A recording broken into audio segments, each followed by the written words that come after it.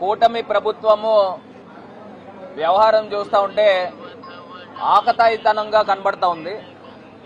ఇవాళ రాజమహేంద్రవరంలో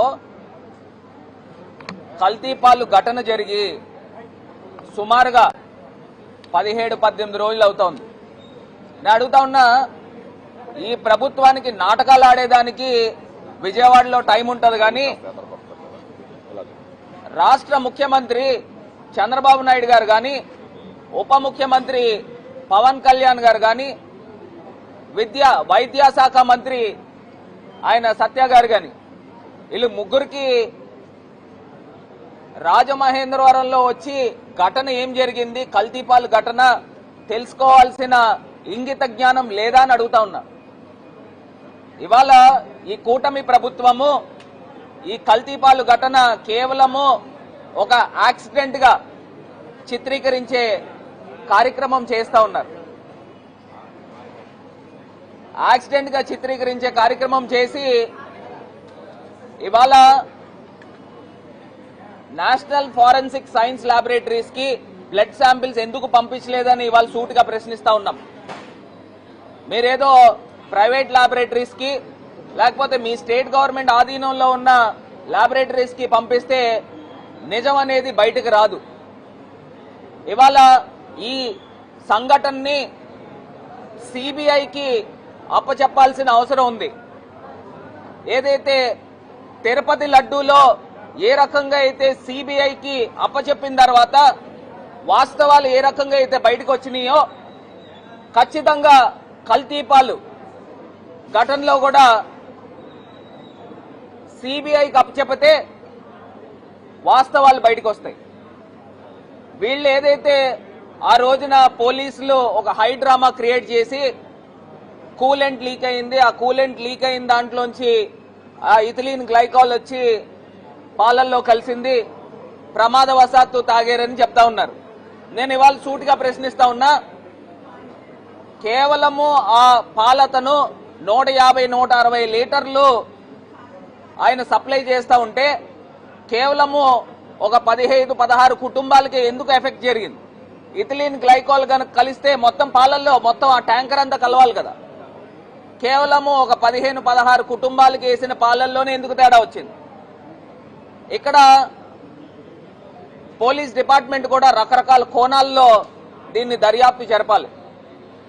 ఎందుచేతనంటే అక్కడ పేషెంట్స్ కి ఇచ్చే ట్రీట్మెంట్ చూస్తే అందరికీ కూడా కిడ్నీస్ ఫెయిల్యూర్ అయినాయి. అంటే ఎవరైనా పురుగుల మందు తాగి ఆత్మహత్య చేసుకుంటారు చూసారా, వాళ్ళకి ఏ రకంగా అయితే ఎఫెక్ట్ జరుగుతుందో ఇక్కడ ఉన్న పేషెంట్స్ కూడా అదే జరిగింది. అంటే పురుగుల మందు ఎంత కాన్సన్ట్రేషన్ లెవెల్స్ లో జరుగుతుందో ఆ ఎఫెక్ట్ జరిగింది. ఇది పెద్దవాళ్ళకి, అంటే సుమారుగా 65, 70, 80 సంవత్సరాలు వాళ్ళకి, చిన్నారులకి, చంటి పిల్లలకి ఈ ఎఫెక్ట్ జరిగింది. మిడిల్ ఏజ్ పీపుల్ కి జరగల.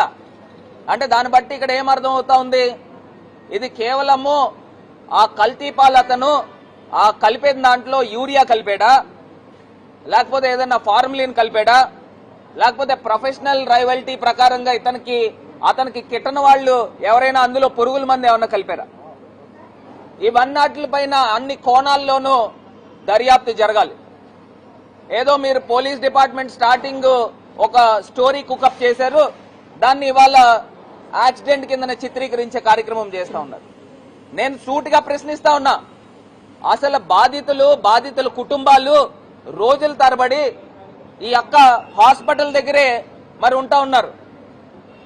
వీళ్ళు మళ్ళీ ఎక్స్గ్రేషనేమో చనిపోయిన వాళ్ళకి 10 లక్షలు ప్రకటించారు. బాగుంది. కాకినాడ ఘటన ఆ ఫైర్ మిషాప్ జరిగితే అక్కడ చనిపోయిన వాళ్ళకి 20 లక్షలు ప్రకటించారు. ఏంటి వ్యత్యాసం ఏంటి? ఈ రెండు కూడా గవర్నమెంట్ తప్పిదాల వల్లనే జరిగింది. ఈ ప్రభుత్వం యొక్క నిర్లక్ష్యం వల్లనే జరిగింది. నిజంగా ఎప్పటికప్పుడు ఈ అనార్గనైజ్ సెక్టర్ ని ఆర్గనైజ్ చేసి ఎప్పటికప్పుడు మానిటర్ చేసి మిల్క్ అనలైజర్స్ ద్వారా దీన్ని గవర్నమెంట్ బాధ్యత తీసుకుని ఉండుంటే ఈ ఘటన జరిగి ఉండేది కాదు కదా. 2023లో మిల్క్ ప్రొక్యూర్మెంట్ యాక్ట్ అని జగన్మోహన్ రెడ్డి గారు అప్పుడు ఒక చట్టం తీసుకుని వచ్చారు. ఆ చట్టం ఇది చెప్తా ఉంది, ఎప్పటికప్పుడు కంటిన్యూస్ మానిటరింగ్ జరగాలి, మిల్క్ అనలైజర్స్ తో దీన్ని అనలైజ్ చేయాలని. నిజంగా గవర్నమెంట్ తలుచుకుంటే చేయలేరానండి ఇవన్నీను?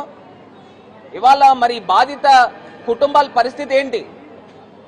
నిజంగా చిన్నారులను మనం చూస్తే చంటి పిల్లలు 6 మాసాలు సంవత్సరం వయసు ఉన్నవాళ్ళు, ఆ పిల్లలు 18 రోజుల నుంచి మృత్యువుతో పోరాటం చేస్తూ ఉన్నారు. ఎంత అన్యాయం అండి!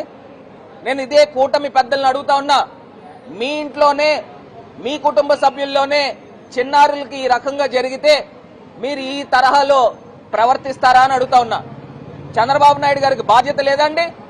ఆయన రాజమండ్రి సందర్శించి పేషెంట్స్ తాలూకా వివరాలు తెలుసుకుని ఒక రివ్యూ మీటింగ్ తీసుకుని అసలు ఏం జరిగింది అని పూర్తి వివరాలు బయటికి తీసుకురావాలి కదండి.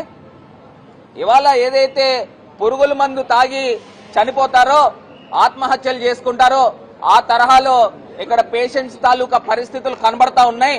ఇది ముమ్మాటికి కూడా వాస్తవం. నిజంగా గవర్నమెంట్కే కనుక చిత్తశుద్ధి ఉండి ఉంటే నేషనల్ ఫారెన్సిక్ సైన్స్ ల్యాబొరేటరీస్ పంపించేవారు. మీ ఆధీనంలో ఉన్న ల్యాబొరేటరీస్ పంపిస్తే మీరు ఏం చెప్తే రిపోర్ట్లు ఇస్తారు. అయినా నిజంగా ల్యాబొరేటరీస్ దగ్గర నుంచి రిపోర్ట్స్ రావాలి అని అంటే మీకు 15 రోజులు ఎందుకు పట్టాలండి? మీరు గవర్నమెంట్ అనౌన్స్ చేసింది ఇథిలీన్ గ్లైకాల్ అని బాగుంది, రిపోర్ట్స్ ఎందుకు బయట పెట్టరండి? పబ్లిక్ డొమైన్లో ఎందుకు పెట్టరు? మీడియాకి ఎందుకు ఇవ్వరు? ప్రతిపక్షాలకు ఎందుకు ఇవ్వరు? కనీసం బాధిత కుటుంబాలకైనా తెలియాలి కదా, ఎందుకు చేయరని అడుగుతా ఉన్నా. ఇంత అన్యాయంగా ఈ ఇష్యూని కన్సీల్ చేసేయాలి, ఇది ఒక బయటికి రాకూడదు అని చెప్పి రోజుకు ఒక డెత్ చూపిస్తా ఉన్నారు. అంటే ఒక్కసారి నిజంగా మాకు అనుమానాలు ఉన్నాయి. ఆ పేషెంట్స్ తాలూకా ఎవరైతే వెంటిలేటర్స్ మీద ఉన్నారో వాళ్ళు రోజుకొకళ్ళని డెడ్ బాడీస్ తీసుకొచ్చి కుటుంబ సభ్యుల చేతుల్లో పెడతా ఉన్నారు. ఒక హై డ్రామా ఈ ప్రభుత్వం ఆడుతా ఉంది. దీంట్లో వాస్తవాలు బయటికి రావాల్సిన అవసరము ఈ ప్రభుత్వము పైన ఉంది. దీన్ని ఏదో కన్సీల్ చేసి దీన్ని ఒక యాక్సిడెంట్ కింద చిత్రీకరించే కార్యక్రమము ఈ ప్రభుత్వం చేస్తున్నారనేది క్లియర్ గా అర్థమవుతా ఉంది. మరి అక్కడ చూస్తే చిన్నారులండి నిజంగా తల్లిదండ్రులు నా దగ్గరకు వచ్చి ఎంత బాధపడతా ఉన్నారు.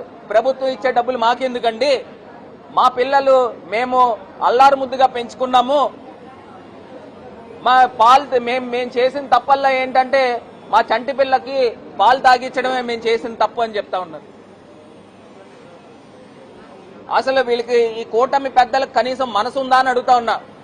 మీ ఇంట్లో కూడా చంటి పిల్లలు ఉన్నారు కదా, ఈ పాలు తాగి పిల్లలు చనిపోయే పరిస్థితులకు వచ్చేయి అని అంటే ఇది ప్రభుత్వం ఫెయిల్యూర్ కాదా అని అడుగుతా ఉన్నా. ఇంకొకటి, ఈ ఘటన జరుగుతూ ఉంది, బయట ఏం చెప్తా ఉన్నారు, ఈ పక్కన వీళ్ళకి హెరిటేజ్ అనే ఒక సంస్థ ఉంది, వాళ్ళు అడ్వర్టైజ్మెంట్లు ఇమీడియట్ గా పెంచేశారు. మా 23 స్టేజెస్ లో 25 స్టేజెస్ లో దీన్ని చెకింగ్లు జరుగుతూ ఉంటే అంటే హెరిటేజ్ పాలు తాగండి అని ఈ యొక్క ఇష్యూను కూడా అడ్వాంటేజ్ కింద తీసుకుని వీళ్ళు వ్యాపారాలు పెంచుకునే కార్యక్రమం చేస్తూ ఉన్నారు. ఎంత అన్యాయమో చూడండి. మా అన్నీ కూడా పాస్చర్ మిల్క్ ఇవన్నీ కూడా ఎప్పటికప్పుడు ఒక సేఫ్టీ ప్రోటోకాల్స్ లో ఉంటుంది అని పాల వ్యాపారస్తుల యొక్క వ్యాపారానికి కూడా గండి కొట్టే కార్యక్రమం ఈ ప్రభుత్వం చేస్తూ ఉంది. ఎంత అన్యాయం చూడండి. ఈ ప్రభుత్వం వచ్చిన తర్వాత మొత్తం అన్ని కూడా కల్తీనే. అటు పాలల్లో కానీ కూరగాయల్లో కానీ ఏ వస్తువు తీసుకోండి, టీ పొడి తీసుకోండి, ఏ వస్తువు తీసుకోండి, తిండి పదార్థాలు తీసుకోండి, నూనెలు తీసుకోండి. మొన్న ఫుడ్ సేఫ్టీ అధికారులు తనిఖీ చేస్తే ఆ నూనె ఏదైతే వీళ్ళకి దొరుకుతా ఉందో రెస్టారెంట్స్ వాళ్ళు బేకరీ వాళ్ళు కొనుక్కునేది కిలో 60 రూపాయలు అటండి. ఎక్కడైనా కిలో 60 రూపాయలకి నూనె దొరుకుతుందా? ఎంత అన్యాయమో చూడండి. ఇప్పుడు గత ప్రభుత్వంలో తిరుపతి లడ్డూ గురించి నేను చెప్తా ఉన్నా.